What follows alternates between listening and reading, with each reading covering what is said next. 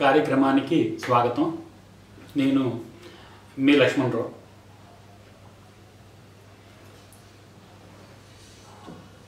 ఆంధ్రప్రదేశ్ రాష్ట్ర దేవాదాయ commissionerate establishment సెక్షన్లో జరుగుతున్నటువంటి ఒక భారీ కుంభకోణానికి సంబంధించిన సమాచారం మా దృష్టికి వచ్చింది.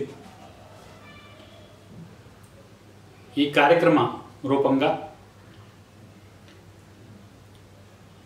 ఈరోజు దాని గురించి మాట్లాడుకుందాం. ఎస్టాబ్లిష్మెంట్ సెక్షన్ దేవాదాయ శాఖ బరితెగింపు గురించి, అక్కడ జరుగుతున్నటువంటి ధారాళమైనటువంటి అవినీతి గురించి, భయభక్తులు లేకుండా దేవాదాయ శాఖ ప్రధాన కార్యాలయంలో ఉన్న కమిషనరేట్ ఎస్టాబ్లిష్మెంట్లో ఉన్న ఉద్యోగులు, అధికారులు ఎవరైతే ఉన్నారో వీళ్ళందరూ కూడా ఏ రకంగా అక్రమాలకు ధైర్యంగా నడి రోడ్డు మీద నిలబడి పాల్పడుతున్నారు,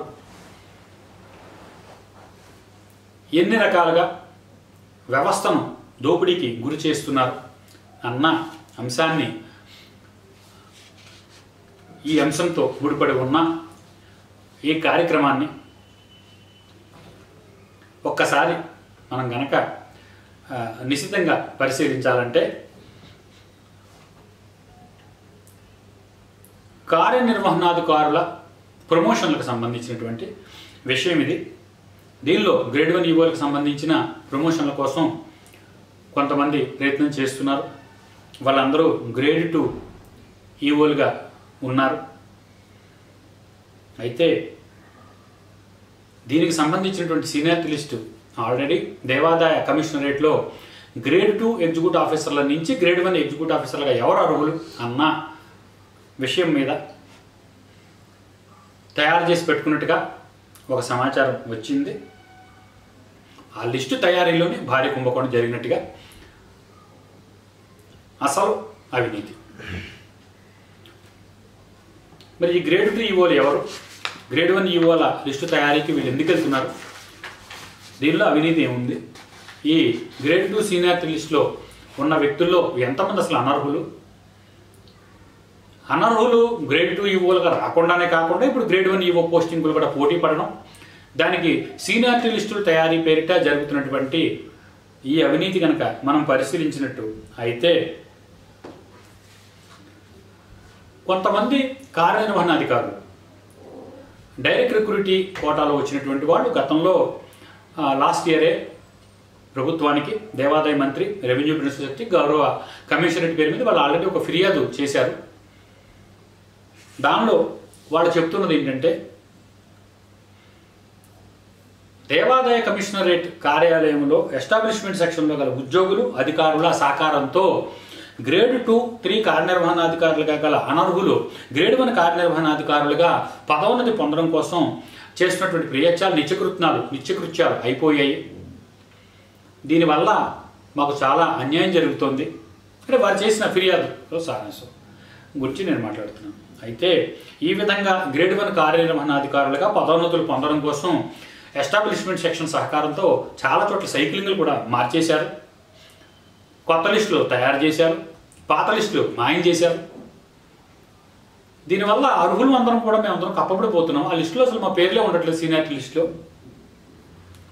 డిప్యూటీ కమిషనర్గా గతంలో పనిచేసినటువంటి కాకినాడ జోన్లో శ్రీమతి బ్రహ్మరాంబ గారు, చందు హనుమంతరావు అనేటటువంటి వ్యక్తులు ఇద్దరు కూడా గ్రేడ్ 2 కార్యనిర్వహణాధికారుల సీనియారిటీ లిస్టులు ఆల్రెడీ దేవాదాయ కమిషనరేట్కి పంపారు. అయితే ఈ ప్రొవిజనల్ సీనియారిటీ లిస్టులను ఎస్టాబ్లిష్మెంట్ సెక్షన్కి సంబంధించినటువంటి ఉద్యోగులు లక్షల రూపాయలు లంచాలు దండుకుని ఈ లిస్టులు పక్కన పెట్టి ప్రొవిజనల్ సీనియారిటీ లిస్టుల పేరిట కొత్త సీనియారిటీ లిస్టులు తయారు చేస్తున్నారు. ఆ లిస్టుల్లో కనీసం పేర్లు లేని అనర్హులైనటువంటి ఉద్యోగుల పేర్లు కూడా తీసుకొచ్చి మధ్యలో పెట్టేస్తున్నారు. వారికి సీనియారిటీ కట్టబెడుతున్నారు. అర్హులైనటువంటి మాలాంటి సీనియర్లకు దీనివల్ల అన్యాయం జరుగుతోంది. ఈ లిస్టులో ప్రతిసారి పేరు కొత్త వాళ్ళని పైకి చేస్తున్న మేము కిందికి అగాధంలోకి వెళ్ళిపోతున్నాం. ఆ పేర్లు తప్ప మేము మాత్రం అర్హులమైనప్పటికీ మేము పైకి రావడం లేదు. ఈ రకంగా మాకు తీవ్రమైనటువంటి అన్యాయం జరుగుతుంది. కాబట్టి ఈ రిప్రజెంటేషన్ మేము ఆల్రెడీ మీకు ఫైల్ చేస్తూ డీటెయిల్స్ అన్ని ఇస్తున్నాము. ఈ విషయాన్ని పరిశీలించి మాకు ఖచ్చితంగా న్యాయం చేయండి అని చెబుతూ వారు చేసినటువంటి ఫిర్యాదు ఇది. అయితే ఈ సీనియారిటీ లిస్ట్ ఏదైతే గ్రేడ్ 1 కోసం ప్రత్యేకించి తయారు చేయబడిందో దానిలో K Nagaraju, T Srinivasarao, S Someswararao, P Radhakrishna, V Gangadharrao, CH Subbarao, N Shanmugam, PV Satyanarayana, N Sriramulu, N Ayyapparaju, NV Prasadarao, K Georgeraju, V Raghuram, S Sobhanadri అనేటటువంటి వాళ్ళందరూ ఉన్నారు. వీరెవరికి గ్రేడ్ 1 కార్యనిర్వహణాధికారులుగా పదోన్నతులు పొందేటటువంటి అసలు అర్హతే లేదు. వీరిలో ఉన్నటువంటి ఈ పేర్లలో ఉన్నటువంటి వ్యక్తులు ఏ రకంగా, అసలు వాళ్ళ సీనియారిటీ ఏ రకంగా ఉంది, అసలు వాళ్ళ సర్వీస్ ఏంటి అన్న వివరాలు కూడా ఈ కంప్లైంట్లో వాళ్ళు చాలా వివరంగా క్షుణ్ణంగా చెబుతూ వచ్చారు. ఎన్ శ్రీరాములు, అయ్యప్పరాజు, ప్రసాదరాజు అనేటటువంటి ఈ ముగ్గురు నియమన బంధనలకు విరుద్ధంగానే పదోన్నతులు పొందినట్టుగా వారి సర్వీస్ రికార్డు రుజువు చేస్తున్నాయి, కానీ అధికారులు పట్టించుకోవడం లేదు అన్నటువంటిది వీరి మొదటి ఆరోపణ కాగా, వీరిలో ఎస్ అమ్మేశ్వరరావు మఫ్సిల్ కోటాలో సూపరింటెండెంట్గా పొందాల్సినటువంటి గ్రేడ్ 3 కార్యనిర్వహణాధికారుల పోస్టులు వారెవరూ కూడా అనేక సైక్లింగ్లు ఉన్నప్పటికీ పొందకపోవడంతో వారి అనుమతితో గ్రేడ్ 1 కార్యనిర్వహణాధికారుల నియామకాలను జీవో 829 ద్వారా పొందారు. కానీ దాని మీద భిన్నాభిప్రాయాలు గల మఫ్సిల్ కోటాలో సూపరింటెండెంట్లు చాలామంది ఈ ఇచ్చినటువంటి జీవో మీద హైకోర్టుకి వెళ్ళారు. అయితే 829 జీవో హైకోర్టు క్వాష్ చేసింది. అయితే అమ్మేశ్వరరావు పొందిన ఏదైతే పోస్ట్ ఉందో కార్యనిర్వహణాధికారి పోస్ట్ అది రద్దయింది. కానీ దేవాదాయ అధికారులు హైకోర్టు జడ్జిమెంట్ని పట్టించుకోవడం లేదు అన్నది ప్రధానంగా వీరి రెండవ ఆరోపణ. అంతేకాకుండా హైకోర్టు తీర్పును పరిగణలోకి తీసుకోకుండా అతనికి గ్రేడ్ 1 కార్యనిర్వహణాధికారిగా పదోన్నతి ఇవ్వడానికి ఇప్పుడున్నటువంటి సీనియారిటీ లిస్ట్ ఏదైతే తయారు చేస్తున్నారో దానిలో అతని పేరు కూడా పెట్టడం అనేటటువంటి విషయంగా మాకు తెలిసింది. పూర్తి స్థాయి అన్యాయం. ప్రస్తుత సీనియారిటీ లిస్టులో అతని పేరును కూడా ప్రధానంగా ఉంచడం అనేది చాలా వివాదాస్పదమైనటువంటి విషయం. ఈ లిస్టు ప్రస్తుతం ఎస్టాబ్లిష్మెంట్ సెక్షన్లో అమలుపరచడానికి సిద్ధంగా ఉన్నట్టుగా కూడా మాకు తెలిసింది. కాబట్టి ఈ అన్యాయాన్ని అరికట్టండి అని చెబుతూ డైరెక్ట్ రిక్రూటీస్ ఇచ్చినటువంటి కంప్లైంట్లో ఇది రెండవ పాయింట్. ఇంకా మరింత వివరంగా కనుక చూసినట్లయితే T Srinivasarao, P Radhakrishna, PV Satyanarayana వీరు ముగ్గురు కూడా 888 జీవోకి వ్యతిరేకంగానే పోస్టింగులు పొందారు. ఈ 888 జీవోకి వ్యతిరేకంగా పోస్టు పొందిన అందరిపై కూడా చర్యల కోసం సహాయ కమిషనర్ వినోద్ కుమార్ దాఖలు చేసిన పిటిషన్ పైన ఆల్రెడీ కంటెంప్ట్ పిటిషన్ కూడా హైకోర్టు ఆదేశాలు ఉన్న సందర్భంలో వీరందరి పదోన్నతులు కూడా ప్రశ్నార్థకంగా ఉన్నాయి. దానివల్ల వాస్తవానికి దూరంగా ఉన్న ఈ లిస్టును సరిచేయవలసిన అవసరమైనది ఎంతైనా ఉండగా ఆ విషయాన్ని పట్టించుకోకుండా లంచాలు మరిగిన ఎస్టాబ్లిష్మెంట్ సెక్షన్లో ఉద్యోగులు తిరిగి వీళ్ళందరి పేర్లు కూడా ఈ గ్రేడ్ 1 సీనియారిటీ లిస్టులోకి తీసుకొచ్చి పట్టడం వల్ల మాకు అన్యాయం జరుగుతోంది, పూర్తిగా అన్యాయం జరుగుతోంది అన్న మరొక వివాదాస్పదమైన విషయాన్ని కూడా వీళ్ళు పాయింట్ 3గా దీనిలో పెట్టారు. అంతేకాకుండా 4వ పాయింట్గా జీవో 829 ద్వారా 14 మందిని 14 సైకిల్స్లో టెంపుల్ సీనియర్ అసిస్టెంట్స్గా నింపారు. దీనిలో అనేక మంది 8వ సైకిల్లో ఉన్నవారు కూడా ఉన్నారు. ఎన్ షణ్ముగం అనే ఉద్యోగి 14వ సైకిల్ తర్వాత చేరాల్సి ఉండగా అలా జరగకుండా షణ్ముగాన్ని కూడా ఈ సైకిల్లోకి చేర్చి అతడిని గ్రేడ్ 1 కార్యనిర్వహణాధికారిగా చేయడం అక్రమం, చట్టవిరుద్ధం అనేటటువంటి విషయాన్ని కూడా వీళ్ళు దీనిలో చాలా ప్రస్ఫుటంగా పేర్కొన్నారు. ఈ షణ్ముగం అనేటటువంటి వ్యక్తి ప్రస్తుతం మచిలీపట్నం దగ్గర ఉన్నటువంటి వేమవరం గ్రామంలో ఉన్న కొండాలమ్మ దేవస్థానంలో కార్యనిర్వహణాధికారిగా పనిచేస్తున్నారు.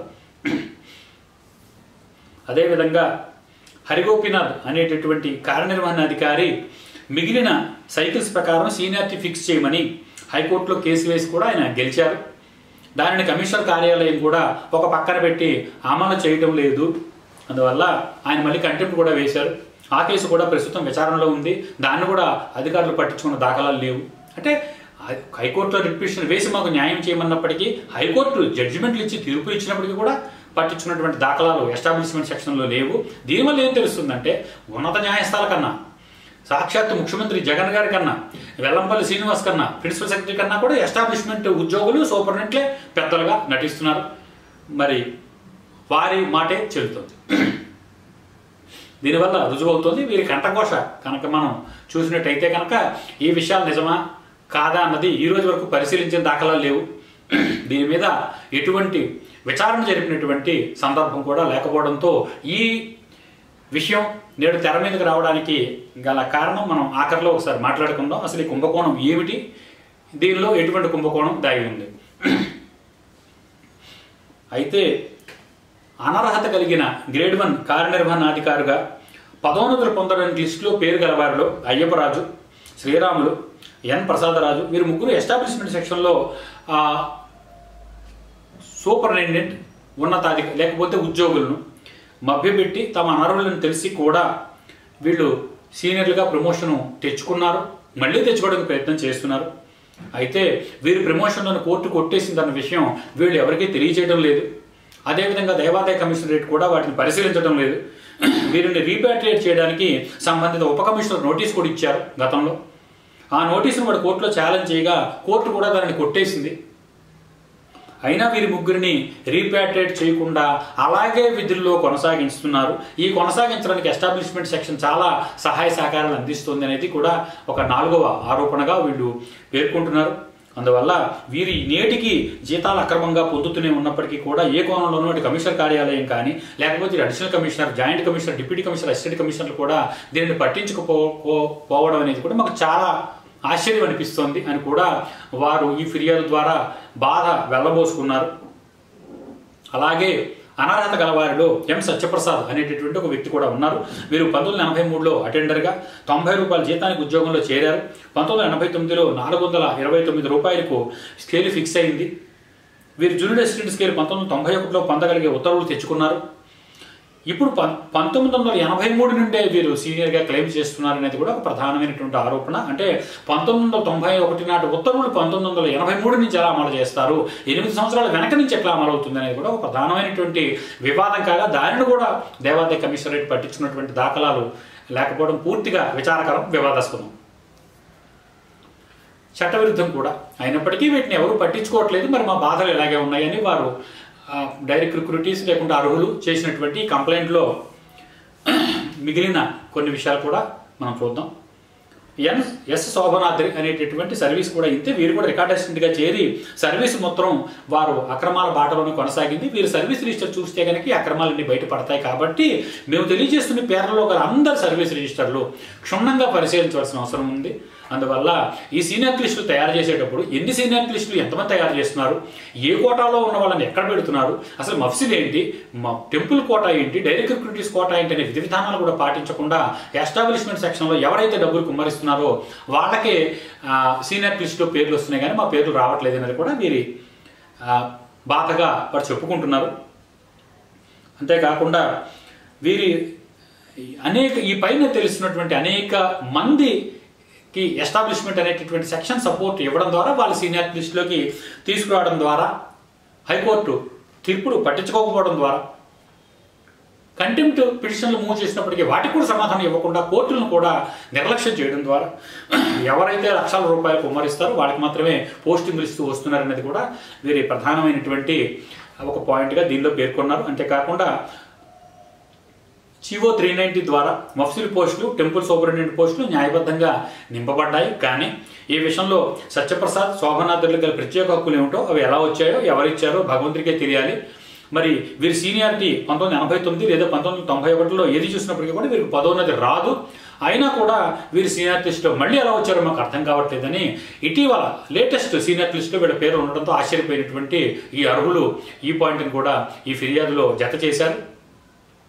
అంతేకాకుండా న్యాయంగా అర్హత గలవారిలో 2007 డైరెక్ట్ రిక్రూట్మెంట్ కోటాలో 300 మార్కులు వచ్చినటువంటి ఎస్ ఆంజనేయ స్వామి 289 మార్కులు, బివి చంద్రశేఖర్ 287 మార్కులు, జీవీకే రావు 284 మార్కులు, సూర్య 284 మార్కులు, ఎం రాంప్రసాద్ 281 మార్కులు, లక్ష్మీకుమార్ 281 మార్కులు, ఎం నాగరాజు 279 మార్కులు, ఎన్ సతీష్ కుమార్ 276 మార్కులు, సన్యాసరావు 275 మార్కులు, మోహన్ రావు 260 మార్కులు, పి రాజబాబు 271 మార్కులతో అదే రకంగా మేము అనేక మంది కష్టపడి ఇన్ని ర్యాంకులు తెచ్చుకున్నప్పటికీ కూడా మాకు సీనియారిటీ రావటం లేదు, మా మనసులో వాళ్ళు కనీసం గుర్తించట్లేదు. అందువల్ల దీనిని కనీసం అధికారులు గుర్తించవలసిందిగా మేము కోరుతూ మా మార్క్ లిస్ట్ అన్ని కూడా దీనికి అటాచ్ చేస్తామని చెప్పి కంప్లైంట్తో వాడికి వచ్చినటువంటి మార్కుల లిస్టులు ఈ కూడా జత చేసినట్టుగా సమాచారం ఉంది. అందువల్ల ఈ గతంలో పనిచేసినటువంటి డిప్యూటీ కమిషనర్ బ్రహ్మరాంబ గారు మరియు ఈ చందు హనుమంతరావులు ఎవరైతే ఉన్నారో వీళ్ళిద్దరూ ఇచ్చినటువంటి సీనియారిటీ లిస్టులు ఓ మూల కప్పెట్టేశారు. వాటిని బయట పెట్టట్లేదు. తక్షణం వాటిని బయట పెట్టాల్సిన అవసరం ఉంది. వాటిని కూడా పరిశీలించవలసిన అవసరం ఉంది. ఒక సీనియారిటీ లిస్ట్కి బాగా వేరియేషన్ వస్తుంది. ఎవరు డబ్బులు ఇస్తే వాడి పేరు మధ్యలోకి వచ్చేస్తుంది. లక్షలు కుమ్మరిస్తున్న వాడి పేర్లు పైన ఏమీ ఇవ్వలేకుండా మేము అర్హత గలవాళ్ళం అయినందువల్ల మేము ఆర్థిక స్తోమత లేక మేము డబ్బులు కుమ్మరించకపోవడం, అవినీతిని ఆశ్రయించకపోవడంతో మా పేర్లు కిందికి వెళ్తూ ఎన్ని లిస్టులు తయారైనా మా పేర్లు రావట్లేదు. కాబట్టి ఈ సందర్భంలోనైనా సరే మరి ఈ విషయాన్ని గమనించి మాకు న్యాయం చేయవలసిందిగా కోరుతున్నామని చెప్పి సుమారుగా ఒక 15 మంది సంతకాలతో దేవాదాయ కమిషనరేట్కు ఈ ఫిర్యాదు చేరినటువంటి ఈ సందర్భంలో ఇప్పుడు మనం ముందు మాట్లాడుకున్నాం. ఈ కమిషనరేట్ ఎస్టాబ్లిష్మెంట్లో గ్రేడ్ 1 సీనియారిటీ లిస్టు తయారైన అసలు కుంభకోణం ఏమిటి అనేది. ఇప్పుడు ఈ కుంభకోణం ఏంటో చూద్దాం. ఎందుకంటే ఒక సీనియారిటీ లిస్టు వస్తుంది, తర్వాత మరొక సీనియారిటీ లిస్ట్ తయారవుతుంది. మరి పాత సీనియారిటీ లిస్టులో లేని పేర్లు కొత్త సీనియారిటీ లిస్టులో వచ్చినప్పుడు మళ్ళీ అందరినీ అబ్జెక్షన్స్ కాల్ఫర్ చేయడం జరుగుతుంది. ఈ అబ్జెక్షన్స్ కాల్ఫర్ చేస్తూ దీని మీద రిమార్క్స్ కూడా వాళ్ళు తీసుకుని దానిలో ఒక కాలంలో యాడ్ చేయడం అనేది సాధారణంగా జరుగుతూ ఉండాలి కూడా. ఇప్పుడు పాల్పడుతున్నటువంటి కుంభకోణం ఏంటంటే మా దగ్గర ఉన్నటువంటి సమాచారం ప్రకారం ఈ గ్రేడ్ 2 సీనియారిటీ లిస్ట్ ఏదైతే ఉందో దీనిలో ఉన్న వాళ్ళ పేర్లు గ్రేడ్ 1 లిస్ట్ కింద తయారు చేసుకుని ఎప్పుడైతే కొత్త సీనియారిటీ లిస్ట్ తయారైందో అందరూ అబ్జెక్షన్స్ కాల్ఫర్ చేస్తూ 15 రోజులు టైం ఇస్తారు. మరి అబ్జెక్షన్స్ మీద రిమార్క్స్ తీసుకుని దాని మీద అంతర్వాదన విన్న తర్వాతే సీనియారిటీ లిస్ట్ ఆమోదం పొందుతుంది. కానీ అంతవరకు ఆమోదం పొందని విషయంగా ఉన్నటువంటి ఈ సందర్భంలో ఇప్పుడు కమిషనరేట్లో ఉన్నటువంటి ఎస్టాబ్లిష్మెంట్ సెక్షన్ భారీగా పాల్పడుతున్న కుంభకోణం ఏమిటంటే గ్రేడ్ 1 ఎగ్జిక్యూటివ్ ఆఫీసర్ల లిస్టు ఏ రోజు అయితే విడుదలవుతుందో అదే రోజు 15 రోజులు పాత రేటు మీద సీనియారిటీ లిస్ట్ విడుదల చేయడం. అంటే అర్థమైంది కదా, సీనియారిటీ లిస్ట్ ప్రకారం మేము ఆల్రెడీ అందరికీ కాల్ ఫర్ అబ్జెక్షన్స్ చేశాము, ఎవరు అభ్యంతరాలు వ్యక్తం చేయలేదు అని పాత డేట్ మీద 15 రోజుల క్రితం డేట్ మీద ఒక లెటర్ అందరికీ ఇచ్చినట్టుగా సర్వ్ చేసుకున్నట్టుగా కూడా వాళ్ళు ఆధారాలు సృష్టించుకుని 15 రోజుల క్రితం డేట్ మీద ఒక లెటర్ తయారు చేసుకుని పోస్టింగ్ ఏ రోజైతే ఆల్రెడీ ఇచ్చేస్తున్నారు అదే రోజున సీనియారిటీ లిస్టు విడుదల చేయడం అనేటటువంటి రెండు సిమిలర్గా ఒకే రోజున చేయడం అనేటటువంటి కుంభకోణానికి పాల్పడుతున్నట్టుగా సమాచారం ఉంది. మరి చాలామంది అనొచ్చు ఈ పరిపాలనా కాలంలో పాత డేట్ల మీద లిస్టులు ఏ రకంగా తయారు చేయగలుగుతామండి, మరి పాత డేట్ల మీద ఏ రకంగా వీళ్ళు చేయగలుగుతారు, ఇలాగా పాత డేట్ మీద ఏ రకంగా సీనియారిటీ లిస్టులు తయారు చేసి మేము పంపకుండా ఎలా ఆపగలుగుతారు, లేకుంటే కొత్త డేట్లోకి వెళ్ళిపోయాక పాత డేట్ మీద సీనియారిటీ లిస్ట్ ఎలా తయారవుతుంది అని మనకి సందేహం వచ్చేటటువంటి ఈ సందర్భంలో సుమారుగా ఇప్పుడు ఈ లిస్టులో సుమారుగా 15 పేర్లు వరకు కూడా మళ్ళీ గ్రేడ్ 1 సీనియారిటీ లిస్టులోకి వస్తున్నట్టు తెలుస్తుంది. సుమారుగా ఒక ₹1 కోటి వరకు అవినీతికి జరిగేటటువంటి ఆస్కారం ఉన్న ఈ సందర్భంలో మనం మాట్లాడుకున్న విషయాన్ని మేనేజ్ చేయడం పెద్ద సమస్యాత్మకమైన విషయం ఏమీ కాదు. అందువల్ల ఎన్నో విషయాలు అసౌకర్యమైనటువంటి విషయాలు సౌకర్యంగాను, అవినీతికి సంబంధించిన విషయాలు అవినీతి రహితంగాను, లేకుంటే ఉన్నతాధికారుల ఆదేశాలు అమలు చేయకుండాను కూర్చుంటూ ఎస్టాబ్లిష్మెంట్ సెక్షన్లో ఉన్నటువంటి అధికారులు ఉద్యోగులు ఎవరైతే ఉన్నారో సూపరింటెండెంట్ కింది స్థాయి ఉద్యోగులు అందరూ ఎవరైతే ఉన్నారో వీరందరూ కూడా పూర్తి స్థాయిలో అవినీతికి పాల్పడుతూ ఈ కుంభకోణం చేస్తున్నారన్న ఈ సమాచారం వచ్చిన ఈ సందర్భంలో ఈ కంప్లైంట్ మీద లేకపోతే ఈ చెప్తున్నటువంటి ఈ విషయం మీద పూర్తిగా రెగ్యులర్గా పరిశీలించి ఈ కుంభకోణం జరగకుండా ఆపవలసిన అవసరం, అనర్హులకు పోస్టింగ్లు ఇవ్వకుండా ఆపడం, అర్హులకు పోస్టింగ్లు ఇచ్చేలాంటి చర్యలు తీసుకోవాల్సిన అవసరం కూడా దేవాదాయ కమిషనరేట్కి ఎంతైనా ఉందనేది పూర్తి ఒక వివాదాస్పదమైన విషయం కాగా దీనిని పరిశీలించవలసిన అవసరం ఉన్నప్పటికీ కూడా మీరు పరిశీలిస్తారు లేదా అనే సంగతి మనం చూడాలి. ఈ భారీ కుంభకోణానికి సంబంధించినటువంటి మరిన్ని వివరాలు ఇంకా కొన్ని అందవలసినవి ఉన్నాయి. ఏ రకంగా దీన్ని మేనేజ్ చేస్తున్నారు, పాత లిస్టులు కొత్తగా ఎలా మేనేజ్ చేస్తున్నారు, కొత్త లిస్టులు పాతగా ఎలా మేనేజ్ చేస్తున్నారు, ఏ రకమైనటువంటి మ్యానిపులేషన్ చేయడం ద్వారా రికార్డులు వక్రీకరణ జరుగుతుంది, సీనియారిటీ లిస్టులు కొత్తగా ఎలా పుట్టిస్తున్నారన్న అన్న ప్రతి అంశం మీద కూడా ఈ ఏపీ దేవాదాయ కమిషనరేట్ ఎస్టాబ్లిష్మెంట్లో భారీ కుంభకోణం, గ్రేడ్ 2 సీనియారిటీ లిస్టులో అనర్హుల కుప్ప, గ్రేడ్ 1 ఈవో ప్రమోషన్ల కోసం మాస్టర్ ప్లాన్ అనేటటువంటి ఈ కార్యక్రమానికి సంబంధించిన రెండో భాగంలో మరిన్ని వివరాలు.